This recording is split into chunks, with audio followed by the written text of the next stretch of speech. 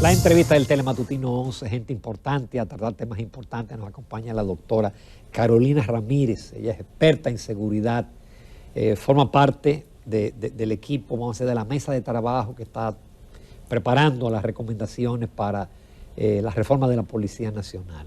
Buenos días, Carolina, siempre muy agradecido de tu disposición a participar en el programa. Gracias por invitarme a acompañar. Buenos días, doctora. Nuevamente, buenos días. Carolina, el presidente anunció, cuando hizo la sustitución en la policía, hizo una serie de anuncios, pero el primero era que iban a contratar una empresa extranjera para depurar a la Policía Nacional. Evaluarla, pero incluso hay un juego de palabras de él que la gente lo utilizó como que vale la pena estar mejor fuera que tenerlo adentro. Y fue sacado de contexto. Pero ¿cuál es la experiencia en otros países de ese tipo de depuración? Porque yo me pregunto, bueno, usted saca, vamos a decir, 10,000. Usted está sacando 10,000 gente desempleada para la calle. Claro, y gente con entrenamiento en armas, con entrenamiento en investigación, pero sobre todo con la experiencia de qué sucede dentro de las fuerzas del orden y cuáles son las fortalezas y debilidades que tenemos dentro. Entonces, ese personal, si se saca y se deja abandonado a su suerte y de manera resentida podría ser, entonces serían fácilmente atraídos por las redes de la delincuencia común, de la delincuencia organizada y de grupos que pudiesen interesarle personal con ese tipo de formación. Entonces hay que tener mucho cuidado y tenemos en ese sentido que prestar atención a lo que ha pasado en países de la región, o sea, no nos vamos a ir de que fuera del hemisferio, no. Recordemos el origen de los Zetas en México, por poner un ejemplo, uno de los grupos más sanguinarios de la delincuencia organizada, y ese resultado, de hecho, se llama Zeta precisamente para hacer lo contrario del Alfa, porque eran líderes militares que salieron en esta limpieza que hizo México de sus fuerzas militares. Lo mismo pasó en Colombia. Y de hecho, más cercano de nosotros, ahí tenemos en Haití. Recordemos que gran parte de las bandas criminales que ahora mismo están azotando el clima de seguridad y sosiego en Haití fueron dirigentes militares del desarmado que fue un gran ejército de Haití. Así es. Entonces, en ese sentido, nosotros tenemos que prestarle mucha atención. Colombia, después de aprender la triste experiencia de que personal que tenía en sus fuerzas regulares pasaron entonces a ser combatientes y a dirigir grupos criminales y al margen de la ley, implementó un sistema de relocalización laboral o recolocación laboral. Es muy interesante, yo viví esa experiencia cuando fui profesora invitada de los lanceros en Colombia durante el tiempo que estuve en Washington haciendo una de mis maestrías en defensa y seguridad hemisférica, y de hecho traje el proyecto acá porque perfectamente podría ser implementado tanto en las Fuerzas Armadas como en la Policía Nacional. Como Colombia, por las características que tiene un proceso de desmovilización permanente de sus fuerzas, y de hecho vemos que el personal en Colombia se retira bastante temprano, por eso son contratados incluso por compañías internacionales para dar servicios de seguridad. Entonces ellos, cuando se pasa este proceso de evaluación, que ellos lo hacen con mucha frecuencia, y usted no califica para ascender al siguiente rango, no importa que, bueno, pudiese ser porque haya hecho algo fuera de la ley, pero por otro lado pudiese ser porque ya sus condiciones físicas, emocionales, sus condiciones de salud no le permiten, o simple y llanamente porque no pasó el proceso de evaluación. Usted no queda suelto a la deriva. Ahora en Colombia, usted un año antes de retirarse toma su examen, y si no va a ascender, entonces pasa a ese departamento.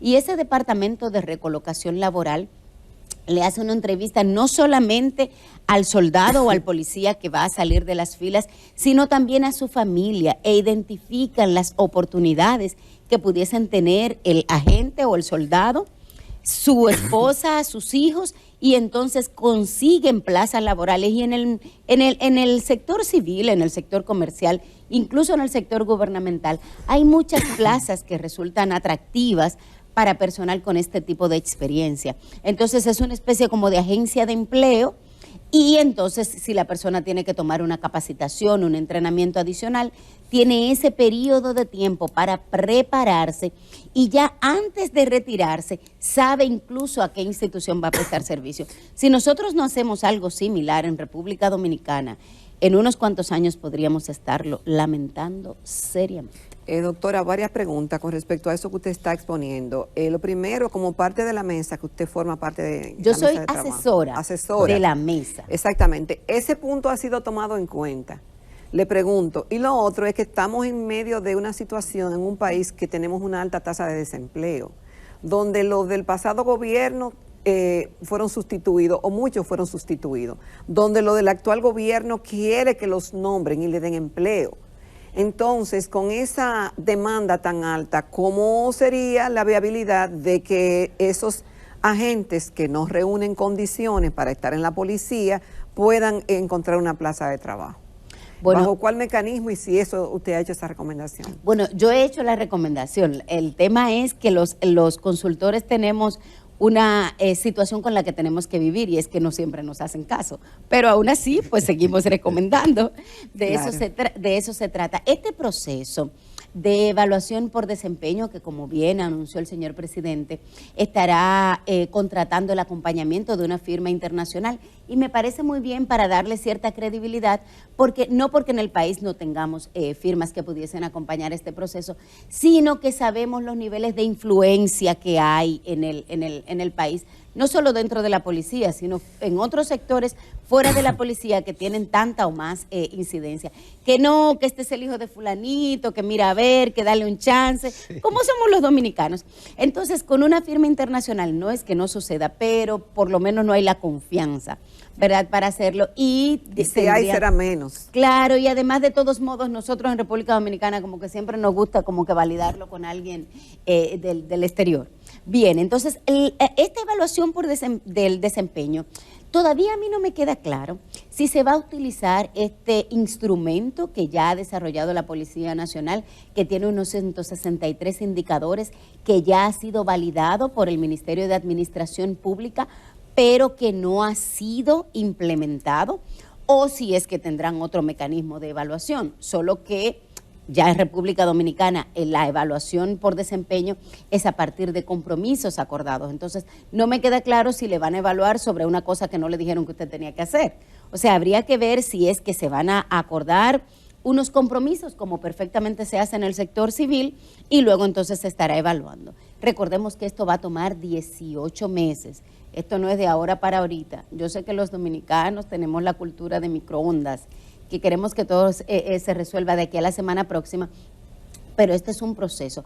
Ahora, los tomadores de decisión deben prestar mucha atención a este proceso de desmovilización de ese personal que, como bien tú planteas, iría a incrementar la tasa de desempleo que tenemos en República Dominicana. Además, un personal que le ha dado 10, 15, 20 años de su vida a una institución y que ahora lo voten como que usted es un desecho, como que usted no sirve, además se irían, como pasó en México, mansos y cimarrones, porque las personas que salen en estos procesos, no todas es porque han delinquido o porque han tenido faltas o porque han cometido faltas graves. En la mayoría de los casos sucede porque República Dominicana está decidiendo darse un nuevo modelo de policía, que yo espero que pasemos de ley y orden a proteger y servir, esa policía de protección, de atención al ciudadano. A propósito que ahora también el señor ministro habló de que quiere que se implemente el patrullaje por cuadrantes, que todavía no me queda claro si es que vamos a implementar el modelo de prevención comunitaria por cuadrantes que se implementó en Colombia, en Boston, en Perú, y también lo implementaron los carabineros de Chile, o si es simple y llanamente el patrullaje por cuadrante, que es que a usted se le asigna una delimitación territorial y usted es responsable de lo que pase ahí.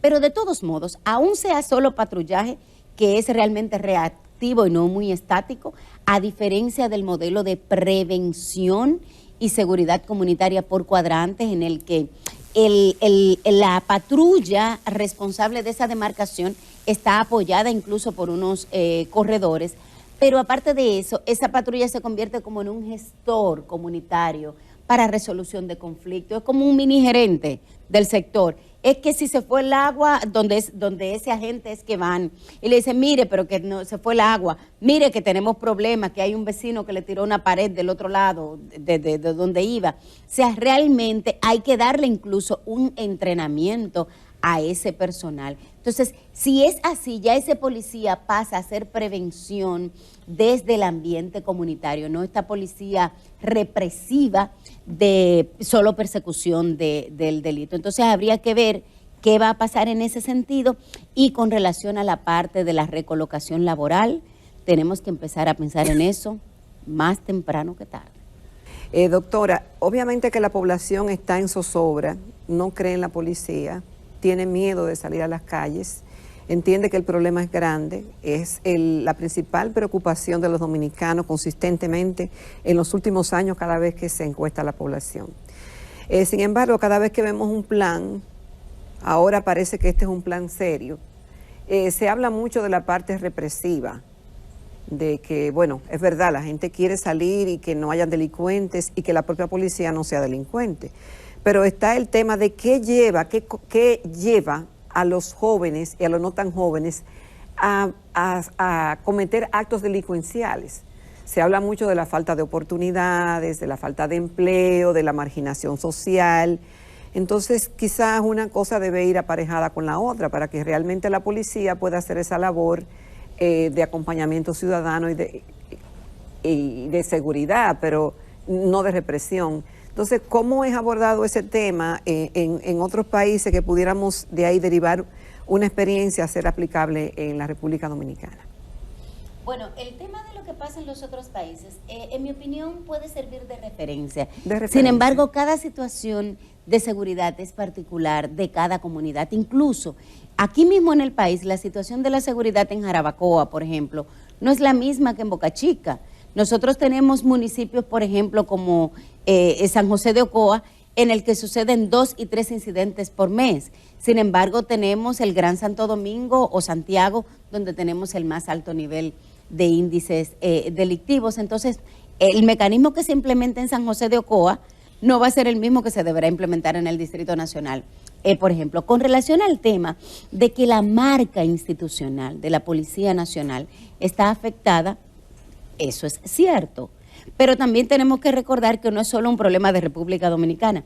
En todos los países de las Américas, las fuerzas de policía normalmente tienen un promedio de un 33% de aprobación de la sociedad.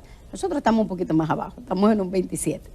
Pero realmente eso es lo que pasa, o sea, realmente en la región las fuerzas policiales no siempre tienen buenos niveles de aceptación. El que teníamos más alto era el de los Carabineros de Chile, que tenía un 67, y después de las situaciones que han pasado recientemente bajaron a un 47 más o menos, según informó el último informe de Latino Barómetro. Nuestros policías salen de nuestra sociedad.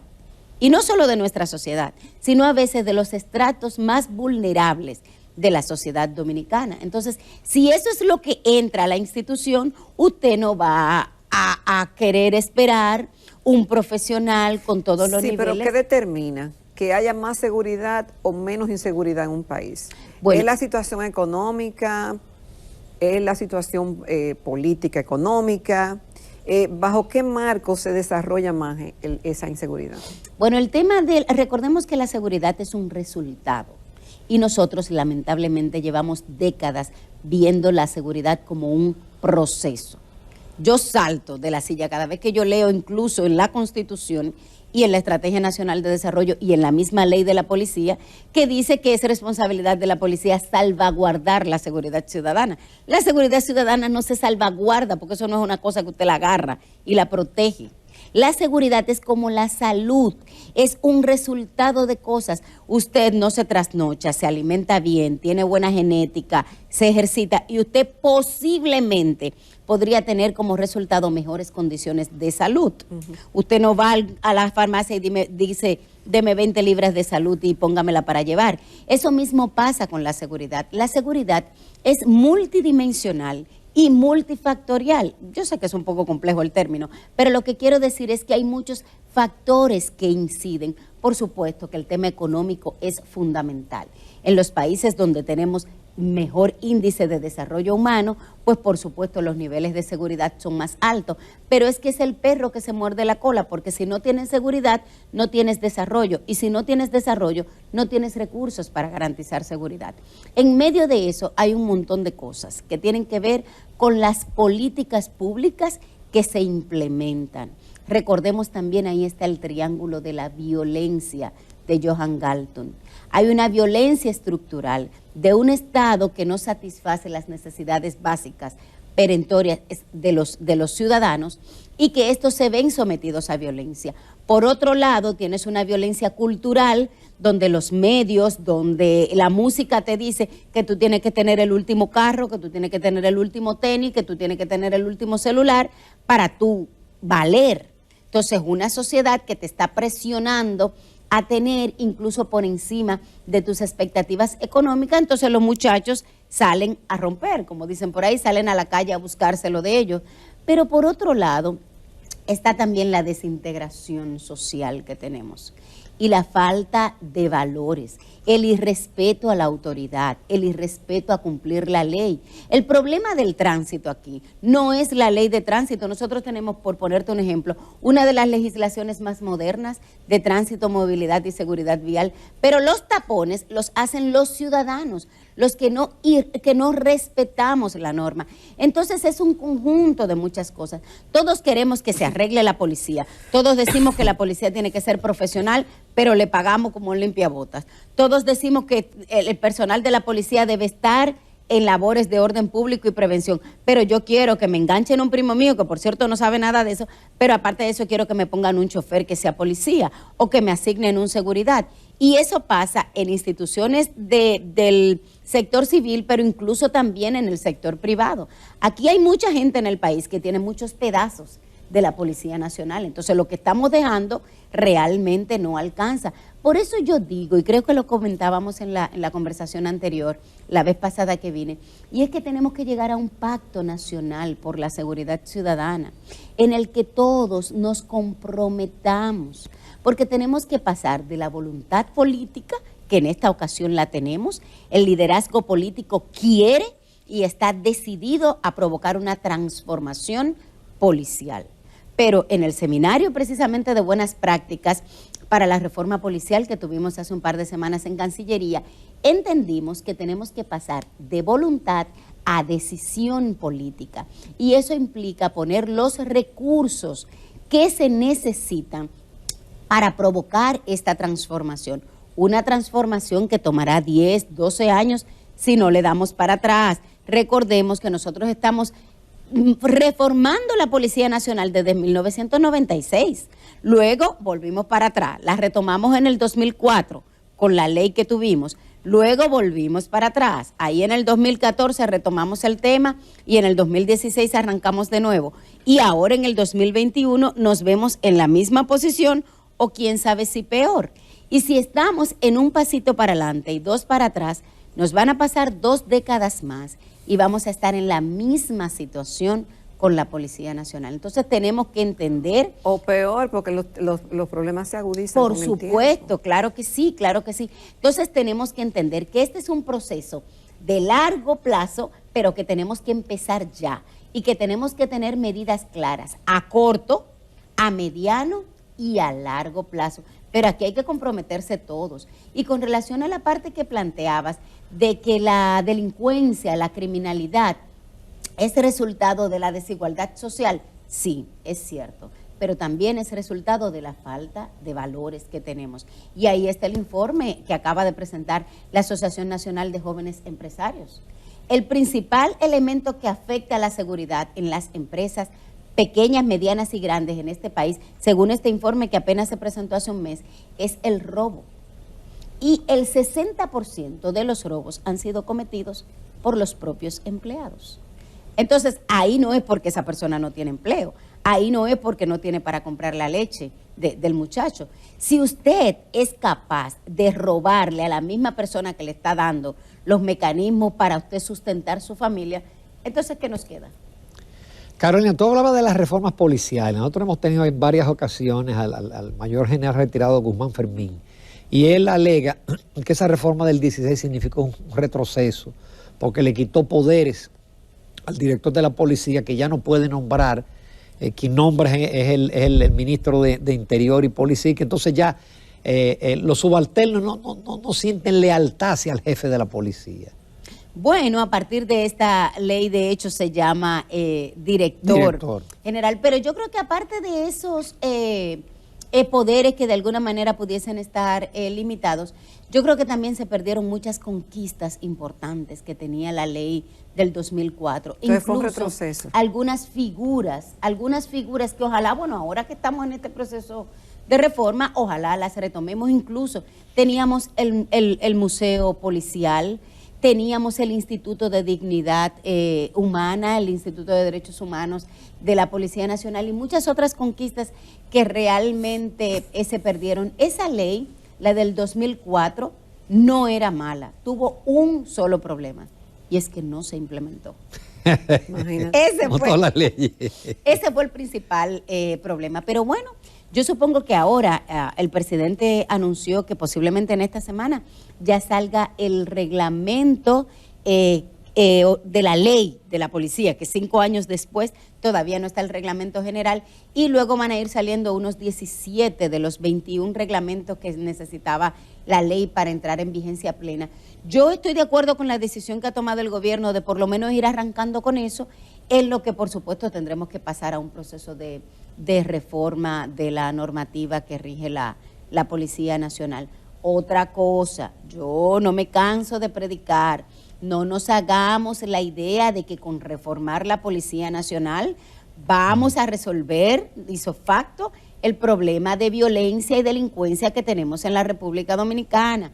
Acaba de salir el reporte de mitad de año del Boletín de Seguridad Ciudadana, del Observatorio de Seguridad Ciudadana de la República Dominicana, que está en el Ministerio de Interior y Policía, y otra vez los delitos y los hechos de violencia, los delitos de delincuencia común no pasan del 33%, y la violencia por delincuencia común, o sea, atracos, asaltos en la vía pública o por delincuencia, no pasan del 33%.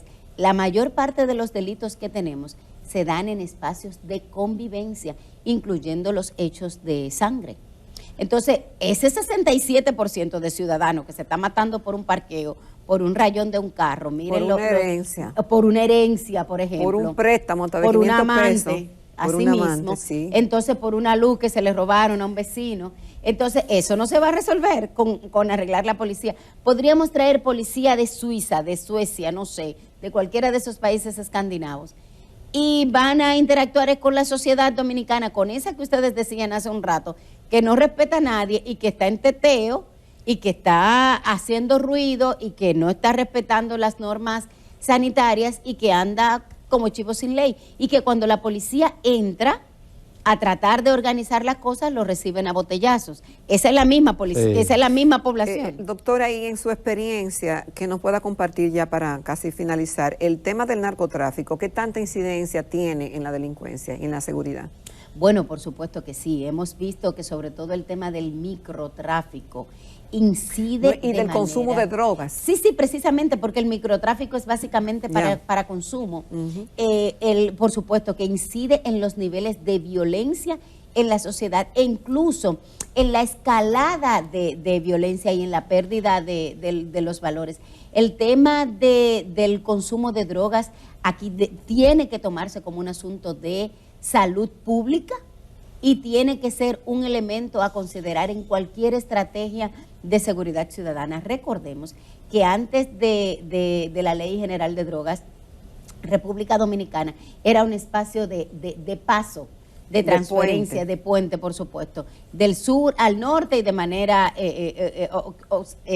vertical también y horizontal. Sin embargo, a partir de las limitaciones que se pusieron con esa legislación, entonces hubo una gran cantidad de drogas que no pudo salir del país y empezó entonces a pagarse con especie.